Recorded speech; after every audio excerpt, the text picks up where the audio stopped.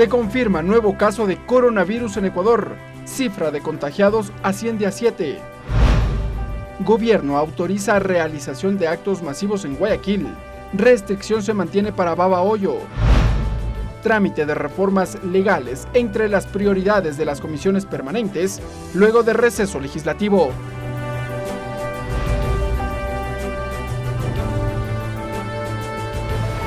Televisión Legislativa presenta TVL Noticias, emisión central.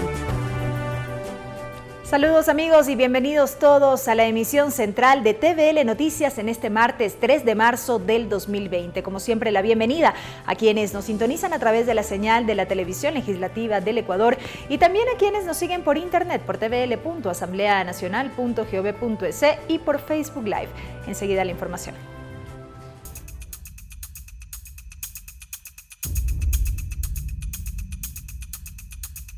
Alerta, coronavirus.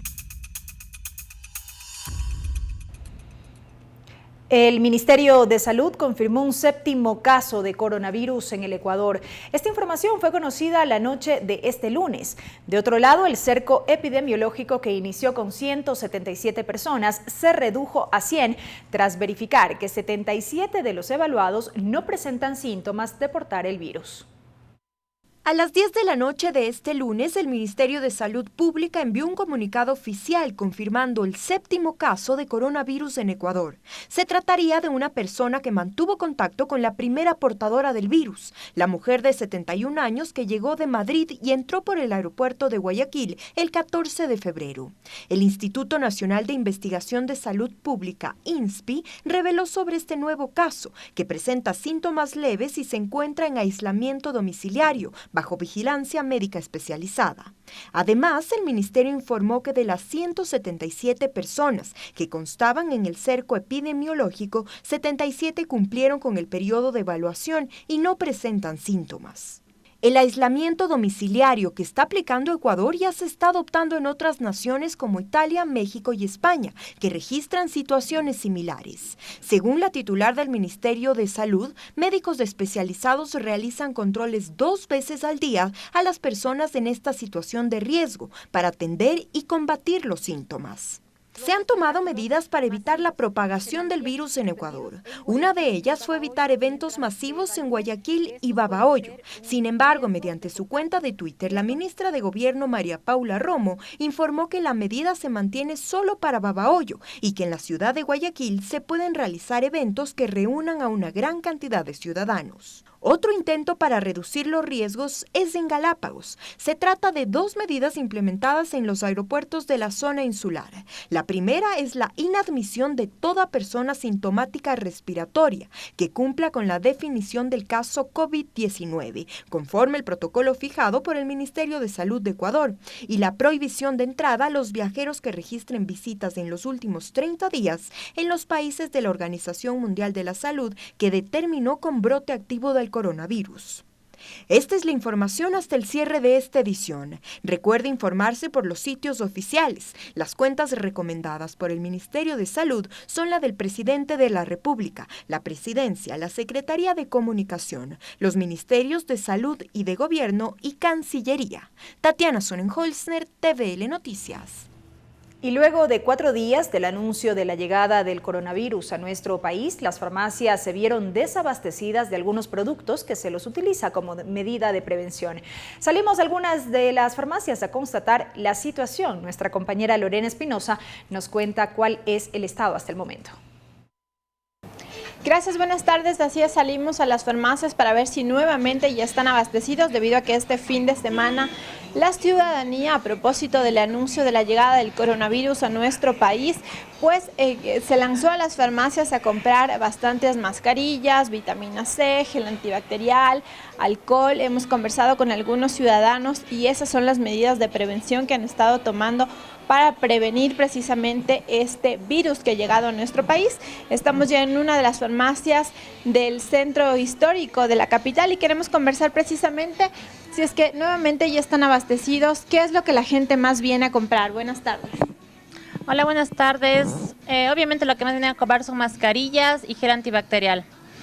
Nosotros somos una de las pocas farmacias independientes, no dependemos de cadena y eso es lo que hace que nosotros tenemos que pedir a los distribuidores grandes y obviamente los distribuidores no tienen. Nos dicen que fuera de stock y básicamente no tenemos y la gente viene a preguntar y obviamente tenemos que decirles que no tenemos. ¿Y tal vez los pedidos que ustedes hacen tienen algún tiempo de llegada o han incrementado los precios? No, la verdad no, los precios no han incrementado, pero al no tener, no sé si es que después de 1 o 2 semanas que ya tengan stock, a nosotros nos digan subieron o no los costos, pero por el momento no tenemos gel, no tenemos vitamina C masticable ni de efervescente, unas poquitas que nos llegó hoy en la mañana, pero no más. Mascarillas no hay. ¿Qué tipo de mascarillas son las que pide la gente? Han escuchado mucho del N95 con el filtro, pero la verdad esa desde enero que quisimos un poquito sobreguardar acá y tener stock, tampoco hubo desde enero. Mucho menos las normales, las tapaboca, mucho menos. Muchísimas gracias.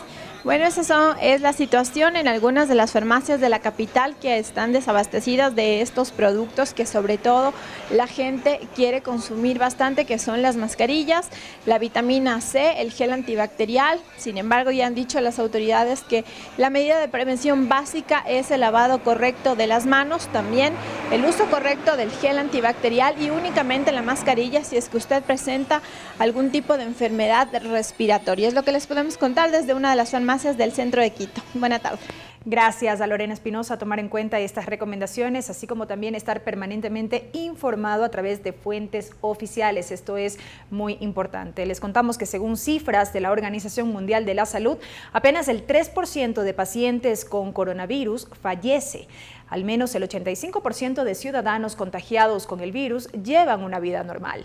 En el siguiente reportaje les entregamos algunos detalles de este mal que llegó al Ecuador. Los coronavirus son una amplia familia de virus que pueden causar diversas afecciones, desde el resfriado común hasta enfermedades más graves, como ocurre con el coronavirus causante del síndrome respiratorio de Oriente Medio y el que ocasiona el síndrome respiratorio agudo severo. Según información de la Organización Mundial de la Salud, los coronavirus se pueden contagiar de los animales a las personas, es decir, una transmisión zoonótica.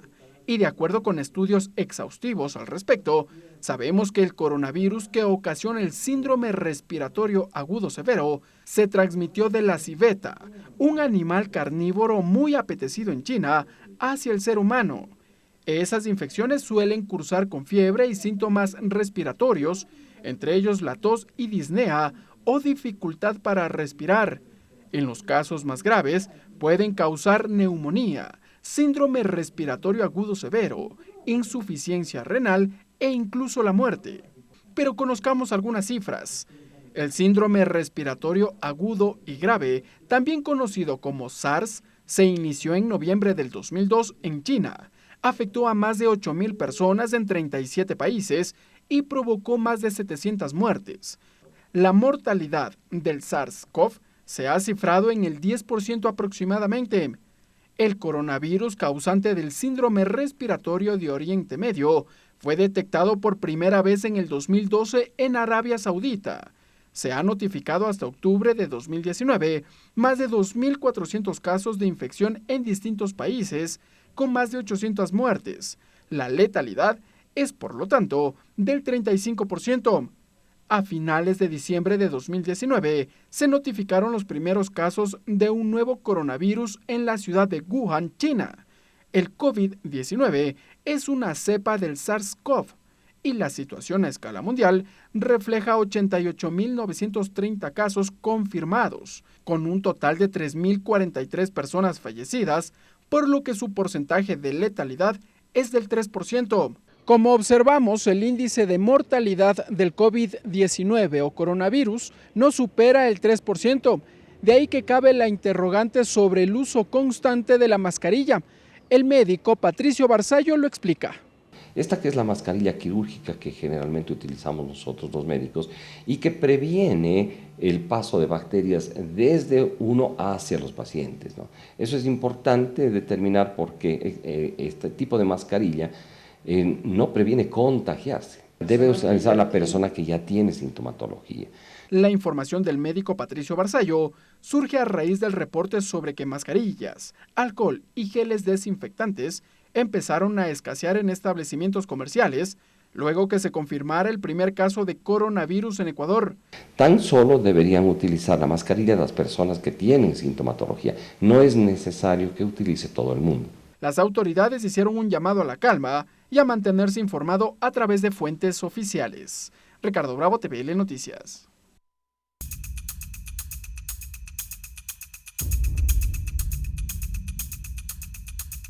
Alerta, coronavirus.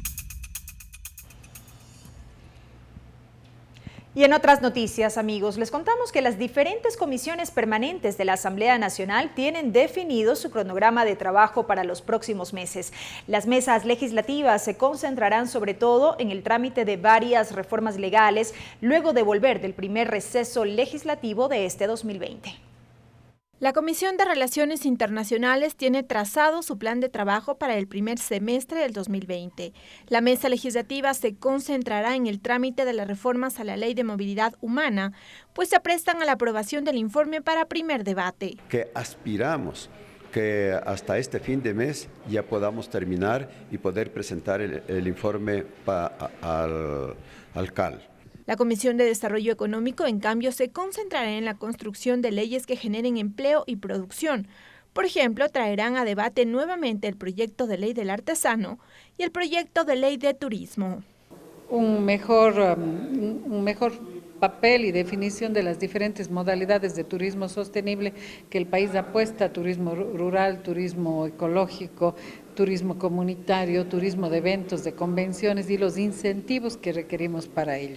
Mientras que la Comisión de Justicia trabajará en las reformas a la Ley de Contraloría, al Código Penal en materia de tránsito, al Código Administrativo y al Código de la Función Judicial. En este último tema recibió días atrás observaciones de legisladores. Cada tribunal distrital de lo contencioso administrativo, existe un tribunal de apelaciones del Tribunal Distrital de lo Contencioso Administrativo con el número de jueces que determine el Consejo de la Judicatura. No se suscribe un contrato formal, sino se hace de manera verbal y entre el abogado defensor como también con el cliente. Por otra parte, por ejemplo, la Comisión de Soberanía Alimentaria se concentrará en el trámite del proyecto de ley de desarrollo agropecuario. Para ello, la mesa legislativa aprobó un cronograma de socialización del contenido de la propuesta en varias provincias del país. Lorena Espinosa, TVL Noticias. Este jueves 5 de marzo, en el Salón José Mejía Lequerica de la Asamblea Nacional, a partir de las 11 de la mañana, se desarrollará la ceremonia de posesión de 50 parlamentarios andinos juveniles de Ecuador. Se trata de estudiantes de 5 colegios de la capital, entre fiscales, fiscomisionales y particulares, que estarán en funciones por 2 años. En entrevista con la televisión legislativa, la parlamentaria andina Rosa Mireya Cárdenas sostuvo que con esta iniciativa, que ya constituye una política del organismo regional entre los países que lo integran, se busca promover la participación de los jóvenes en política. Ha sido una forma de transmitir la forma de hacer política, de presentar la política a la sociedad, lo que ha hecho que los jóvenes un poco se replieguen. Ese justamente es el objetivo de lograr que ellos se interesen por los problemas de nuestro país, se interesen por los problemas de la comunidad y que se vaya rescatando justamente los principios y valores de servicio. Una vez posesionados el 5 de marzo aquí en la Asamblea, frente al cuerpo diplomático que nos acompañarán y diferentes autoridades como la ministra de Educación y las autoridades del Parlamento andino, ellos tendrán una capacitación y emularán el trabajo de las diferentes comisiones. Tiempo de una pausa, amigos. Al volver, más información. Quédese con nosotros. Regresamos con TVL Noticias, emisión central, luego de la siguiente pausa promocional.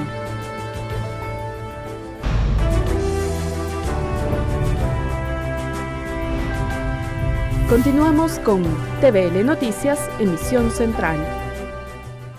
Amigos, seguimos con más noticias aquí en la emisión central de la televisión legislativa. Les contamos que se posterga la primera cumbre de presidentes de parlamentos de América por la democracia. La Asamblea Nacional emitió un comunicado oficial, mismo que daremos lectura de manera íntegra a continuación. La Asamblea Nacional del Ecuador, como sede de la primera cumbre de presidentes de parlamentos de América por la democracia, informa que debido a la coyuntura mundial generada por la presencia del COVID-19 ha tomado la decisión de postergar esta importante cita multilateral. Se mantiene el compromiso de promover este encuentro en un momento en el que el rol de los parlamentos de la región es fundamental para impulsar soluciones a los problemas más apremiantes de nuestros países.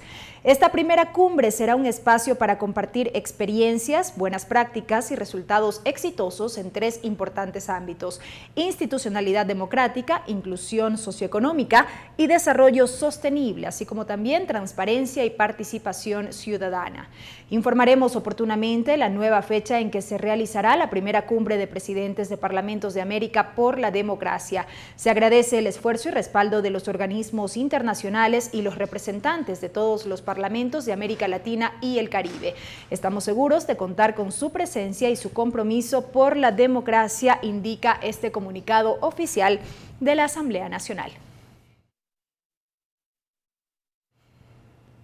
Y en otro ámbito, este lunes la jueza penal Ana Guerrón declaró la nulidad de lo actuado a partir del 5 de diciembre del 2019 dentro del caso que investiga los hechos ocurridos en octubre pasado en la Contraloría General del Estado en Quito. La magistrada dio 10 días para que se realice una pericia sociológica y antropológica.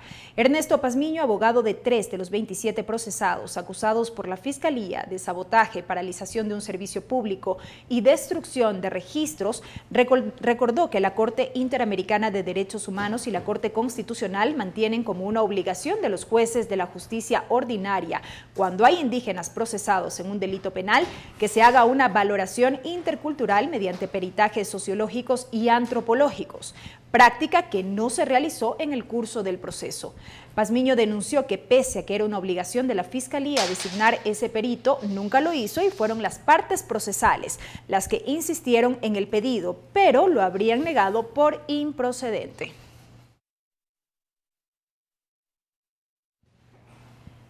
El Ministerio de Economía indicó que por primera vez desde el año 2000, el Estado revirtió el incremento permanente de la masa salarial en el sector público.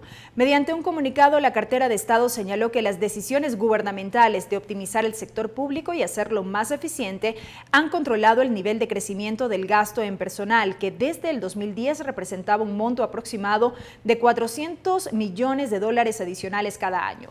Esta reducción se alcanzó garantizando la prestación de servicios fundamentales del Estado y manteniendo la gratuidad de los mismos, como los relacionados con salud, educación, inclusión social y seguridad. Según la entidad, el ahorro fue de $448 millones el año pasado y el total de salarios para este sector bajó a 1.380.650 en los primeros meses de 2020. La tendencia se mantendría este año.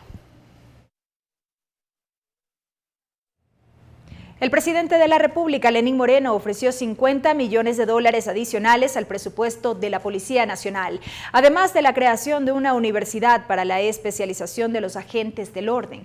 Este anuncio lo dio en el marco de la ceremonia por los 82 años de profesionalización de la institución. El presidente de la República, Lenín Moreno, anunció que se incrementará en $50 millones el presupuesto de la Policía Nacional. El ofrecimiento lo realizó en el marco de la ceremonia por los 82 años de profesionalización y 174 de institucionalización de esa entidad de seguridad. $50 millones adicionales al presupuesto para uniformes, vehículos y mejoras de cuarteles.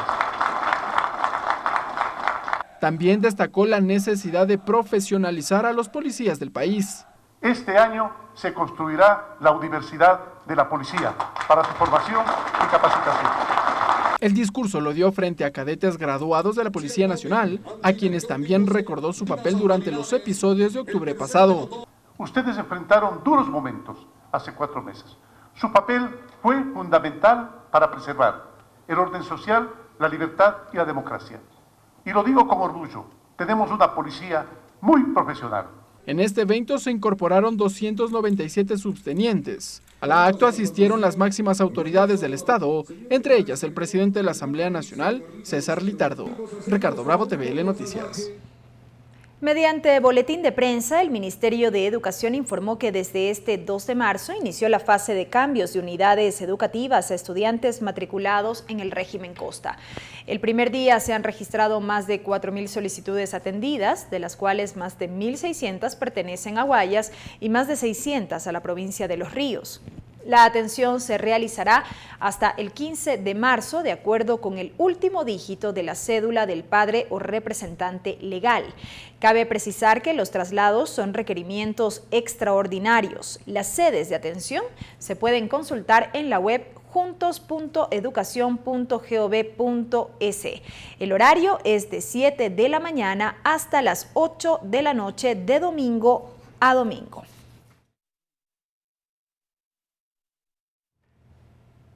Dentro de 4 meses, las llamadas que tengan como finalidad la venta directa de un producto o de publicidad deberán ser identificadas. Así lo dispuso la Agencia de Regulación y Control. Además, para ofertar este tipo de servicios, se requerirá previa autorización.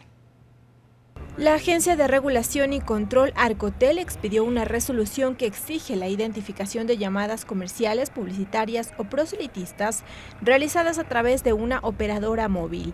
Así, dentro del plazo de hasta 4 meses, las llamadas con fines de venta directa o de publicidad solo podrán efectuarse con autorización previa. Sí, para mí creo que es un poco complicado porque invaden mucho la privacidad de uno. La opción que he tomado es de que mentirles de que estaba conduciendo y no les he atendido.